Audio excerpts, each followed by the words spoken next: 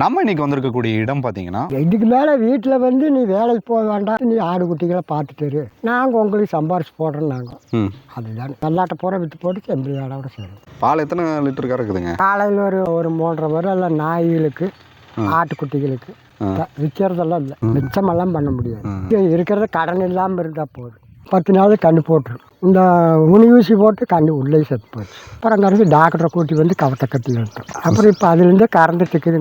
அது நல்லா பொட்டக்கண்ணு, நல்லா கலருங்க, அதாட்டவே கலரு. அது நம்ம நேரம் தான். இப்போ நம்ம டாக்டரை போய் சண்டையாக பிடிக்க முடியும். இப்போ வருமானத்துக்காக இதை நீங்கள் பண்ணுற மாதிரி தெரியல இல்லைங்களா? இல்லைங்க, நம்ம சொந்த போட செய்கிறோம். இடுப்பு வழியாச்சுன்னா படு தூங்குறத தெளிந்தியுமே தண்ணி குடிச்சிட்டு நம்ம இருக்கிற இடமே வந்துடும்.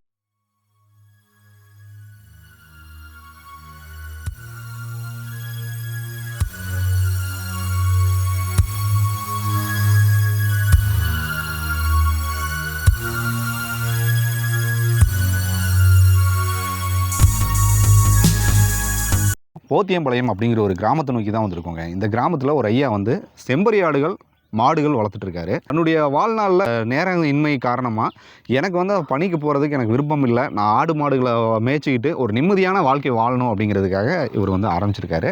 ஐயா கிட்ட சில வார்த்தைகள் கேட்கலாம். ஐயா வணக்கங்க. நல்லா இருக்கீங்களா? எல்லாம் நல்லா இருக்கேன். ஓகேங்க. உங்கள் பேர், உங்களை பற்றி ஒரு அறிமுகத்தை சொல்லுங்கள். நம்ம பேர் முத்துசாமி. ஐயாவுடைய வயசுங்க? வயசு நம்மளுக்கு 70 ஆகுது. 70 வயசு. ட்ரௌசர் டிஷர்ட் போட்டதுக்கு வயசு தெரியல. அதில் அப்போல்லாம் வேட்டி சார்ட்டேன்.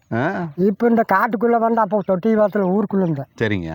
காட்டுக்கு வந்தோடனே இந்த வேஷமாக மாற்றிட்டீங்க. ஐயா என்ன பண்ணிட்டு இருக்கீங்க? ஆடு மேய்க்கிற வேலை தானுங்க, அதை தவிர்த்து எந்த வேலையும் கிடையாது. என்னென்ன பண்ணுறீங்க? ஆடு மாடு எல்லாம் வச்சுருக்கீங்க. உங்கள் சொந்த ஆடுங்களா இல்லை வேலைக்கு இருக்கு? இல்லைங்க, சொந்த ஆடுங்க. உங்களோட சொந்த ஆடு மாடு தான்.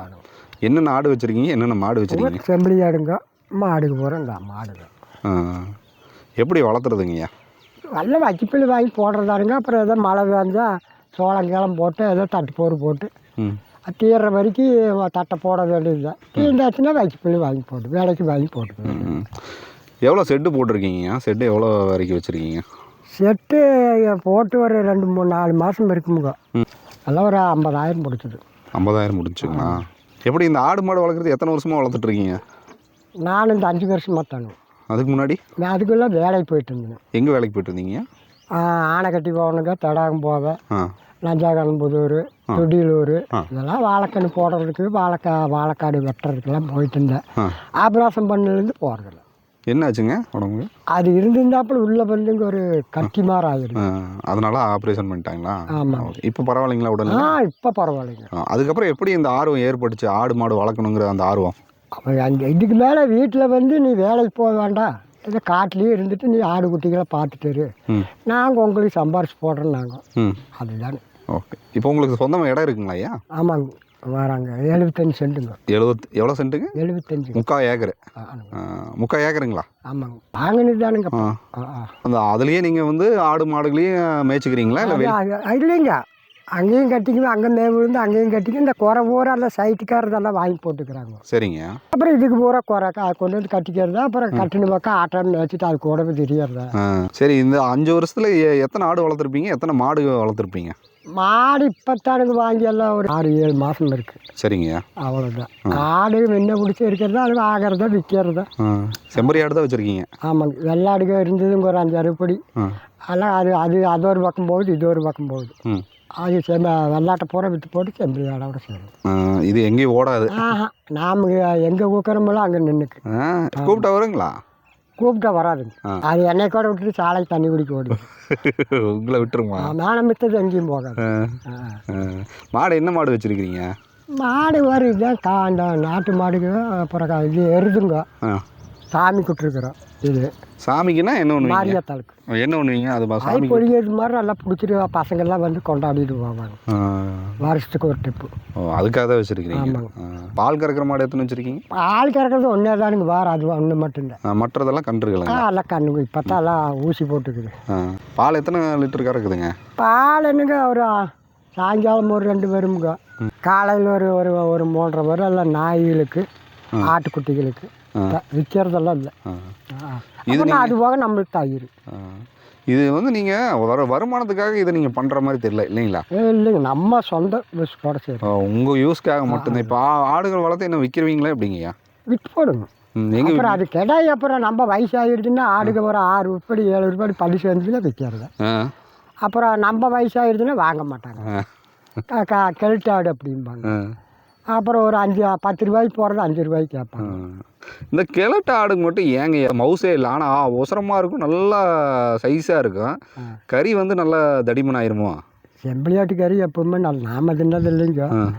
அது திங்கிறது நல்லா டேஸ்ட்டாக குழம்பு நல்லா இருக்குங்க. வெள்ளாட்டை விட செம்பிளியாட்டு குழம்பு தான் நல்லாயிருக்கும். நான் சொல்லியிருக்காங்க, நானும் சாப்பிட்டதில்லை. ஆமாம், நாமளும் சாப்பிட்டது இல்லைங்க. நீங்கள் நான் வெள்ளாட்டு கறி தான் சாப்பிடுவீங்களா? அந்த ஆடு மேய்க்கிற வேலை எப்படி இருக்குங்க? ஆடு மேய்க்கிற வேலை என்ன வேலை, இந்த மழை வந்துட்டாத்தே மிஸ். இப்போல்லாம் மிஸ் இல்லை. மழை வந்துடுதுன்னா மேய்க்க முடியாது. வெளி 2 தொழி விழுக்காதுக்கு மேலே சாலை ஓடிடுங்க. அப்புறம் வேலியில் ஒரு 2 மேப்பிடிங்க கட்டினாலும் திங்காதுங்க. வெள்ளாடான் தான் திங்கி, செம்பிளி ஆடி திங்காது. இந்த பிள்ளை ஒன்று தான் பொறுக்கு. என்னென்ன பொருட்கள் சாப்பிடுதுங்க? இதே பிள்ளை தான், எந்த பிள்ளை தான். இந்த ஒரே பில்லு இந்த கோரை வந்து பூடுக்கு மசை பூடுக்கு தான் திங்கு. சாய சடையாக வேப்ப மரமாக இதுக்கெல்லாம் திங்காது.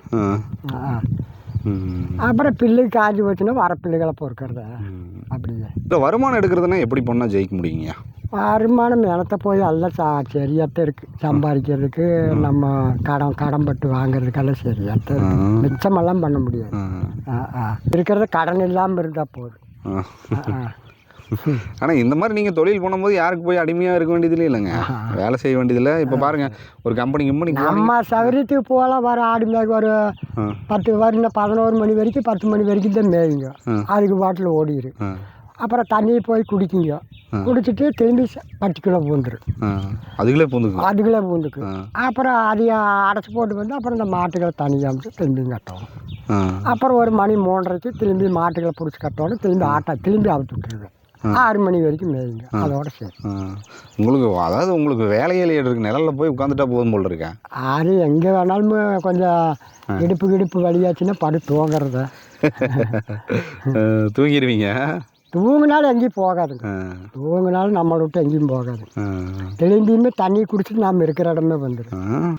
மாடுகளும் அப்படி இங்கே அதாவது அவுத்து விட்டு அதாவது சாலைக்கு அதாவது போய் அதாவது சாலையில் போய் நினைக்கு எங்கேயும் போகாது. எப்படி கற்றுக்கிட்டீங்க இந்த ஆடு மாடு மேய்க்கிறதுக்கு? அது முன்ன பிடிச்சாங்க. எப்போங்க? முன்ன பிடிச்சா நம்ம கல்யாணம் மூஞ்சா பிடிச்சா நம்ம மாடு இல்லாமல் இருக்க மாட்டோம். ஆமாங்க. கறவை எப்படி இருந்தாலும் 4 கறவை 5 கறவை வச்சுட்டு இருப்பேன். இப்போ கொஞ்சம் எல்லாம் டைம் சரி இல்லாமல் இப்போல்லாம் கொஞ்சம் பற்றாக்குறையாக இருக்குதுன்னு வச்சுக்குவேன். அது மாதிரி அந்த மாடு சேனைங்க ஊசி போட்டு 10 நாள் கன்று போட்டுரும். ஊசி போட்டங்காட்டி இந்த உனி ஊசி போட்டு கன்று உள்ளே செத்து போச்சு. உனி ஊசின்னு தனியாக இருக்குதுங்களா? ஆமாங்க. அது போட்டால் உனி பிடிக்காதுங்களா? உனி செத்து போயிடும். கண்ணும் இதாகிருச்சுங்கிறீங்க. கண்ணு நல்லா ஊறி செய்யுது. அப்புறம் அங்கே டாக்டரை கூட்டி வந்து கவத்தை கட்டி விட்டோம். அப்புறம் இப்போ அதுலேருந்து கறந்துட்டு இருக்குதுங்க. பால் கறக்குதானா? பால் கறக்குது. எவ்வளோ லிட்டர் கறக்குதுங்க? அதானுங்க, காலையில் நேரம் ஒரு 2.5 வரும், சாயங்காலம் வரும் 1.5 வரும். கண்ணு இருந்துச்சுன்னா இப்போ அது வளர்த்துருப்பீங்க. கண்ணு இருந்ததுன்னா அப்புறம் நான் பாலை கறக்க மாட்டேங்க, அதுக்கே விட்டுருங்க. அது நல்லா பொட்டக்கண்ணு, நல்லா கலருங்க, அதாட்டவே கலரு. அடடா, இந்த மாதிரி சில சம்பவங்கள் நடக்க தான் செய்யும். ஆமாங்க, அது நம்ம நேரம் தான்.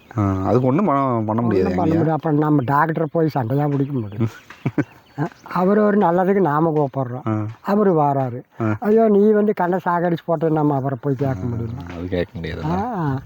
கேட்பாங்க, குடிகாரர் கேட்பாங்க. நாமெல்லாம் அந்த இதுக்கெல்லாம் தப்பான முறைக்கு போக மாட்டீங்க. எப்படி இருக்குங்க அவங்களுக்கு வந்து அந்த வேலைக்கு போன நாட்களில் வந்து நிறைய கஷ்டமாக இருந்திருக்கும். ஒரு டைமுக்கு போகணும், வேலைக்கு போனாங்க, நம்ம கையில் காசு இருக்குது. ஒரு 1000 ரூபா வருதுன்னா ஒரு 200 ரூபாய்க்கு பெட்ரோல் அடிப்போம் வண்டிக்கு. நம்ம செலவு ஒரு 150. சரிங்க. பாக்கி கொண்டு வந்து வீட்டுக்கு கொடுக்குது. அந்த 150 எதுக்கு நம்ம செலவுன்னு சொன்னீங்க? அது சாராயத்துக்கு. எதுக்கு? சாராயம் குடிக்காது. சரக்கு அடிக்காமல் இருக்க மாட்டீங்க ஐயா. அது வேலைக்கு போன போது, இப்பெல்லாம் இல்லைங்க. இப்பெல்லாம் விட்டுட்டீங்க, நல்ல விஷயம். இல்லைங்க, குடிக்கிறது பாய்ச்சி ஒரு நாள் அது விட முடியல. காசு இருந்தா விட்டுடலாமலங்க ஐயா, வயசாயிருச்சுல. அது விட்டா எங்க அந்த நேரத்துக்கு காசு கையில் காசு இருந்ததுன்னா போச்சு. சரி, ஒரு பேச்சுக்கு சொல்கிறேங்க, கடையெல்லாம் மூடிட்டாங்க கவர்மெண்ட்டு, சரக்கு கடையே இல்லை, அப்போ என்ன பண்ணுவீங்க? வேண்டாம், சரக்கடை இருக்கிறனால தான் போய் குடிக்க சொல்லுது. ஆமாம், இல்லைன்னா குடிக்க மாட்டீங்க. அவங்களாம் நம்ம வாங்குறாங்க, நாம தானே போகிறோம். நாம் சரக்கு அடிக்கணும், அங்கே கடையில் போய் ஆறத்துக்கு கூட ஒரு வம்பு போகணும், அதெல்லாம் எனக்கு. நாமெல்லாம் சாராய கடையில் போய் சரக்கு அடிக்க மாட்டேனுக்கோ, வாங்குவே இங்கே கொண்டு வந்து. இப்போ நிறைய பேர் மதுபானத்துக்கு அடிமையானவங்கெல்லாம் எங்களால் குடிக்காமல் இருக்க முடியாது, கடையை மட்டும் மூடிடாதீங்க அப்படிங்கிறாங்க. அதெல்லாம் இதெல்லாம் சொன்னால் சரி வருங்களா? இப்போ நாம் வந்து மூட சொன்னால் மூடிடுவாங்க. நாமெல்லாம் வேணும்னா வேணும், வேண்டாம்னா வேண்டாம். அதாவது உங்களுக்கு கடை இல்லைன்னா நான் குடிக்க மாட்டேங்கிறீங்க. கடை நான் ஏதோ மாதத்துக்கு ஒரு நட வாரத்துக்கு கொடுத்துட்டேன். கையில் காசு ஆராய்ச்சி வந்து அக்கா மாதிரி தங்கச்சி மாதிரிக்கு வந்து ஏதோ என்னை பார்க்க வந்தாங்கன்னா ஒரு 150 கொடுத்தா மட்டும்தான் போயிடுவீங்க. இல்லாட்டி அதுக்கு முன்னே போக மாட்டீங்க. ஐயா இப்போ ரேட் உண்டு, அது உண்டு. இப்போ ரேட்டெல்லாம் எப்படி இருக்குங்க? மதுபானங்களுடைய விலை எப்படி இருக்குங்க? அதெல்லாம் நான் சாராய கடைக்கு போயிட்டே இருக்கேன்னு அங்கே உள்ளே போய் நிற்கவே மாட்டேன். யாராவது கிட்ட கொடுத்து வாங்கிட்டு வர சொல்லிடுவீங்க. உள்ளே போய் சாராய கடைக்குள்ளேன்னு போக மாட்டேன். எங்கே அந்த பக்கம் கேட்டுக்கு அந்த பக்கம் நின்று ஆராய்ச்சி நின்று அந்த அப்போ ஒன்று வாங்கிட்டப்பா சீக்கிரம் ஆட்டுக்காட்டில் இது மாதிரி மேய்ச்சிட்டு இருக்கிற ஆராய்ச்சி போனாங்கன்னா எனக்கு ஒன்று வாங்கிட்டு வா அப்படின்னு சொல்லி குடிச்சுக்கிறேன். அப்புறம் அவன் மப்பேரிச்சுன்னா அவங்க அதையும் கொண்டுட்டு போயிடுவாங்க. அது போச்சு அவனை பார்த்து நம்மளுக்கு அனுப்பி அவனை போய் என்ன பண்ண போகுது? சரிங்கய்யா, நீங்கள் உடல் ஆரோக்கியத்தோட நீடூடி வாழணும்னா இந்த ஒரு குடிப்பழக்கத்துலேருந்து நீங்கள் முழுமையாக வெளியே வந்துருங்க. நாமளாம் விட்டுருங்க. சரிங்களா? ஒரு பேர மாதிரி பீடி மட்டும் மறக்க முடியாது. விட்டுருங்க, அதையும் விட்டுருங்க. மறக்க முடியாது. ஒரு நாளைக்கு ஒரு கட்டு பீடி தீர்ந்து போகும் கண்டிப்பாக. ஏன்னு கேப்பியா, நைட்டுகளுக்கு பற்ற வைக்க சொல்லு. இப்போ வாரி சளிச்சு நிற்கிறோம், உடனே இங்கே கொஞ்ச நேரம் குடிக்க சொல்லு. அவ்வளோதான். நம்ம பீடி புகை போகிறோம் முழுங்குறோம்ல, அங்கலாப்புக்கு அப்படியே ஊதிட்டு இல்லை. இன்னும் நீங்கள் ஒரு 10-20 ஆண்டுகள் ஆரோக்கியமாக வாழணும்னா சில விஷயங்களை நீங்கள் விட்டுருங்க. அது ஆண்டவங்க விட்டுருக்கு கண்டிப்பாக வாழறது. சரிங்கய்யா, நீங்கள் இந்த ஆடு மாடு இது வரைக்கும் நம்மளுக்குள்ள எந்த சீக்கும் கிடையாது. பாருங்க, நீங்கள் ஒரு சில பேர் எல்லா பழக்கமும் இல்லாமல் இருக்கிறவங்களுக்கு தான் எல்லா நோய் நொடியும். ஆஸ்பத்திரிக்கு இந்த ஆபராசுக்கு தான் போயிங்க இது வரைக்கும் ஏற்றி பிதிரி மறுத்தாச்சு இல்லைங்க, எதுக்குமே போனது. அது மஞ்சத்தோட போய் அது வேணாம் வந்தோம். சரி சரி. ஆமாம். சரிங்கய்யா, உங்கள் இந்த மாடு மேய்க்கக்கூடிய இந்த தொழிலை செஞ்சு நீங்கள் ஆரோக்கியமாக 100 ஆண்டுகள் வாழணும். ஓகே, ரொம்ப நன்றிங்கய்யா. ஓகே, ஐயாவுடைய இந்த ஒரு சந்திப்பு பார்த்தீங்கன்னா குடிப்பழக்கத்துலேருந்து நிறைய பேர் விடுபடணும் அப்படிங்கிறத என்னுடைய எண்ணம். அதுலேருந்து விடுபட்டு உங்களுடைய குடும்பத்தோடு நீங்கள் நீடுபடி வாழணும். தொடர்ந்து நம்ம சிவாரம் டிவிக்கு ஆதரவு கொடுங்க. சிவாரம் டிவி இன்ஸ்டா பேஜையும் தொடர்ந்து ஃபாலோ பண்ணுங்கள். டில் தென் பாய் ஃப்ரம் உங்கள் சிவா. நன்றி, வணக்கம். பாய் ஐயா. இங்கே பார்த்து சொல்லுங்கள். பாய்.